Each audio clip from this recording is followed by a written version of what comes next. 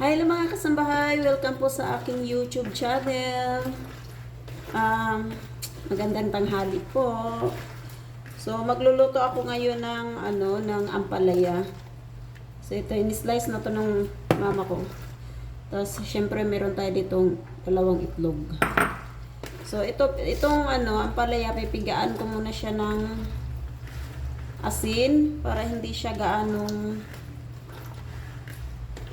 mapait.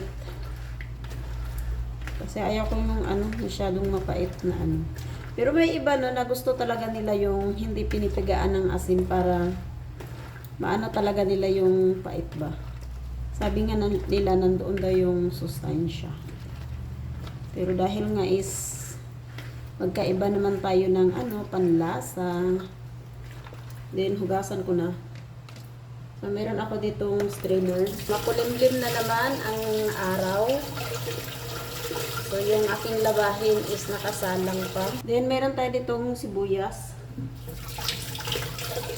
So, ang pinili pala ng boss ko yung yung kasira na yata to sa sa grocery. So, ang ginawa nila parang binabalatan nila para mabinta pa. So, ito yung binili ng boss ko para makatipid naman kasi sobrang mahal pa rin ng mga Ang ginagawa nga namin ngayon kamatis guys is yung nasa lata. Kasi grabe sobrang mahal pa rin ng kamatis. Then meron tayo ditong bawang. So, kunti lang yung bawang pala isama ko. So, ito yung ginamit ko kasi komportable ba ako. So tapos na yung ating mga ricado, yung ating itlog. So ito na guys, magigisa na tayo. So yun yung ating kasi yung boss ko daw is dito daw sila kakain. May pinuntahan sila tapos dito, may kasama sila yung dating nag-garden dito. So dito daw sila kakain. Partner ko pala sa gulay is yung pritong isda. Galonggo. Ay, bakit ito basa? So ilagay na natin yung ating mantika.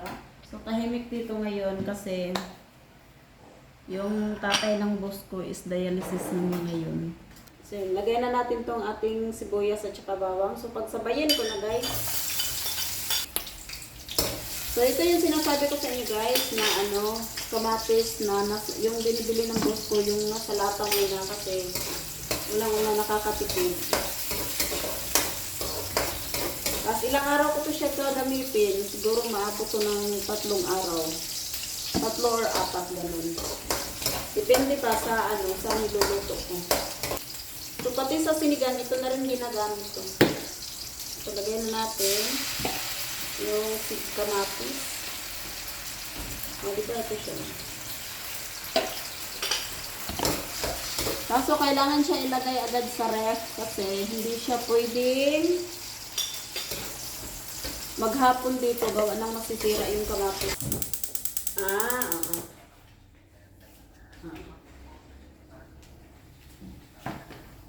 Pero magkano ang monthly nun kung halimbawa?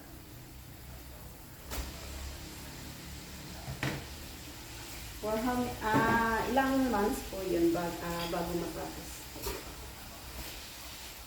Hi Jessica, may nag-o-offer na naman sa akin kasi yung mga online talaga no guys, no? Yung mga kasi daw ako yung good record daw ako sa aking kinukuhanan. So ayan na naman sila, hindi na naman nila ako tinipigilan sa mga So hindi ko naman kailangan yung tapos magbabayad ako for 3 years. Tapos kinukulit-kulit nila ako sa pagdating sa mga ganun. Kung gusto mo mamamutang ako man. Di para ka lang kumuha ng bato at pinukpok mo sa ulo mo. So guys, kain tayo. Ito na yung aking nilulutong ampalaya. Then yung ating pritong isda. Then meron akong suka dito. Ampalaya matigas. Tapos wala siyang lasa. Hello! So, naghugas pala ako ng plato pagkatapos mong kumain para sama ko na din sa pag-upload to para isang lang ba. Pagkatapos magluto, kumain, hugas ng plato, o di ba? Kumpleto ang ang video.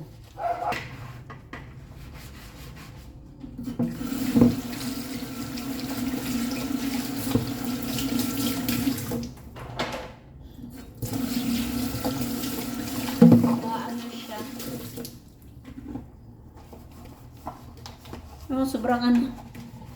Tapos, sabayan pa ng village, napakatahimik. Ay, ay, ay. So, ako lang talaga. Tapos, yung boss ko, pumasok na. So, ang kausap ko na lang dito ngayon is yung aking phone. Kayo pala kayo. So, walang manggugulo sa akin. Tahimik ang aking life dito ngayon.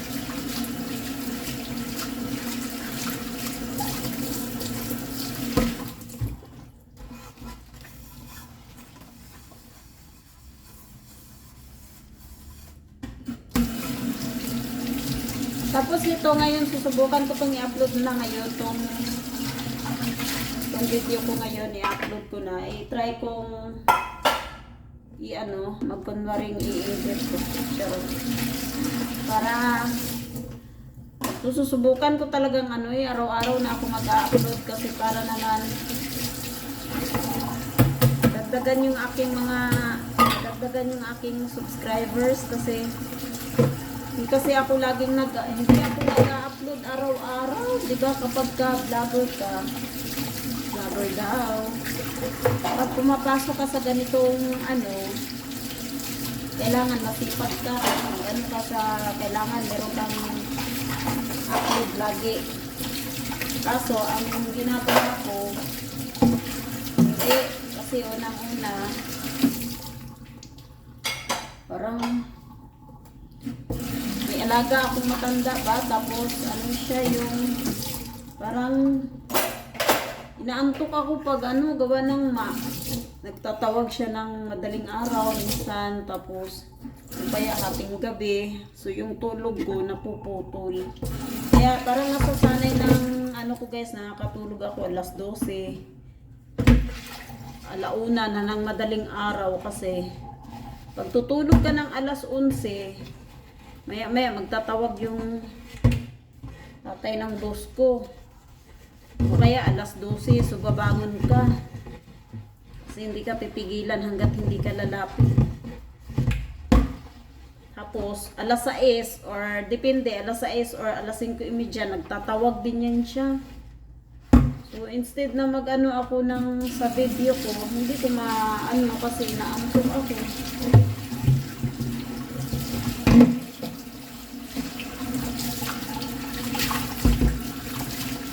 Kaya hindi ako masyadong nakaka-focus ba sa pag-aano ko. Kasi kapag kaya naantok ako, parang gusto ko i-sleeping na ako kasi tatawag siyang tatawag. Tapos kagaya niyan, alas 5 na naman ng hapon. Tatawag na naman yan siya kasi magpapatimpla ng kape. Take note guys ha, ang trabaho ko is all around. Hindi lang taga-luto, hindi lang taga-plancha, hindi lang taga-laba, hindi lang taga-linis, taga-alaga pa ng matanda. Oh, so kayo kaya niyo 'yun? So hindi talaga madali guys na hindi madali yung trabaho ko, tapos ako lahat nagpapaligo, pag tumatai pa siya. Sorry for the pag nagdudumi siya, so binubuhat ko pa siya dyan sa CR kasi hindi na daw siya makatayo. So, yan talaga yung trabaho ko guys na sa ngayon. Well, mahirap. Parang gusto ko nang sumuko. Parang gusto ko nang sumuko sa trabaho ko kasi and first time ko guys sa ganito kasi hindi ako ever since hindi talaga ako nag-aalaga talaga ng matanda. So ito yung first time na at lalaki pa. So yun yung trabaho ko.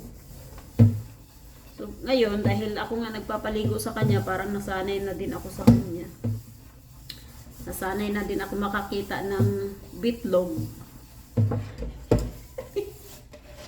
Niyahan niya. So, wala akong choice. Kasi well, may choice naman ako. Pero aalis ako, ganun. Pero syempre, naawa din naman ako na iwanan yung boss ko. Lalo na busy sila. Kung ganun yung, kung sa iba-iba yun, ganun yung trabaho guys, ewan ko na lang kung magtagal kayo ha. I'm sure hindi kayo magtatagal sa ganung trabaho. Na all around. All around. So, syempre, may maririnig ka pa rin. Ganun. Hindi naman yan nawawala guys, no, sa ating bilang kasambahay, no, na may maririnig talaga tayo sa amo natin. Wala ng ano, hindi ako sanay. Tapos, lalo na pagka nagliligpit ng mga, yung ano niya, napaka-hypocrite ako naman kung hindi ako maiinis na ano. Lalo na kung magdudumi siya ba. Kasi hindi nga ako sanay sa ganun. Naiinis ako guys. So, sino bang ma-agree sa akin dyan na pag ganun? Especially hindi ako caregiver dahil hindi ako nag-aral ng ganun ha. On the spot talaga tong trabaho ko na ako na yung ano, ako yung mag-alaga sa kanya. On the spot. So, wala akong ano. Baga, hindi ako makakahindi kasi ako yung nandito. Diba? So, pag makakakita ko ng ganun, naiinis ako. Kasi, hello, sino bang may gustong magaganon, maglinis ng ganun, no? Pero wala naman akong choice na kasi ako yung naiiwan. So anyway guys, tapos na akong maglinis, maghugas ng plato. So bye-bye for now. So thank you for watching in my video. Sa mga lahat ng mga hindi pa nag-subscribe ng aking YouTube channel, please guys, paki-support ng aking channel. Sa mga nagsuporta po, sa mga nag-subscribe na po, salamat po sa inyo. Sa mga nandyan pa rin, nag-aabang sa aking mga upload na video. So salamat, pero sana pagsisikapan ko na makapag-upload ako araw-araw. So kahit maiksi lang, basta makapag-upload lang ako. So salamat po sa inyong lahat. So sana ingat kayo palagi. Bye guys, God bless us all. Have a good day.